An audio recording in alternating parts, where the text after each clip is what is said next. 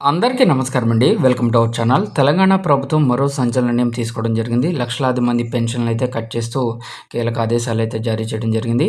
So ఈ వీడియోలో వీటి గురించి పూర్తి వివరాలు అయితే తెలుసుకుందాం. సో ముందుగా వీడియోని సపోర్ట్ చేసే వారందరూ కూడా వీడియోని ఒక లైక్ చేసి మీ తోటి ఉద్యోగ మిత్రులకు పెన్షన్స్ తీసుకునే వారందరికీ కూడా ఈ వీడియోని షేర్ చేయడానికి ప్రయత్నం చేయండి.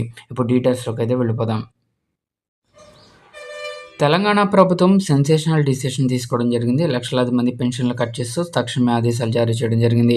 తెలంగాణ ప్రభుత్వం సంచలన నిర్ణయం 1,28,000 మంది పెన్షన్లు అయితే రద్దు చేయడం జరిగిందండి. అధికారుల పరిశీలనలో అనర్హులుగా తేలడంతో క్యాన్సిల్ అయితే చేయడం జరిగింది. సో అనర్హులను గుర్తించేందుకు అధికారులు వెరిఫికేషన్ ప్రక్రియ అయితే చేపడుతున్నారు. ఈ క్షేత్రస్థాయిలో పర్యటించి పరిశీలన చేపడుతున్నారు. లబ్ధి పొందుతున్న వారికి కూడా నిజంగా అర్హత ఉందా లేదా అనే విషయాలను తెలుసుకుంటున్నారు.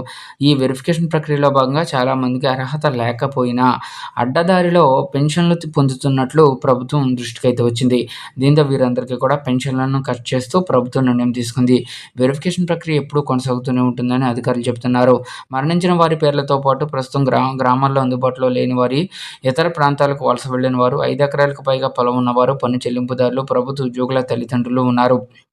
అయితే మొత్తం 1,28,000 మంది పెన్షన్లను తొలగించగా, ఇందులో 1,02,000 మంది గ్రామాల్లో ఉంటున్నారు. ఇంకా మిగిలిన 26,000 పెన్షన్లు మున్సిపాలిటీల పరిధిలో ఉన్నాయి.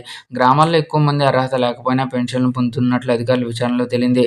కేవలం అనర్హులను మాత్రమే తొలగించామని, అర్హులకు ఎప్పటిలాగానే నిధులు అందుతాయని ప్రభుత్వం స్పష్టం చేసింది.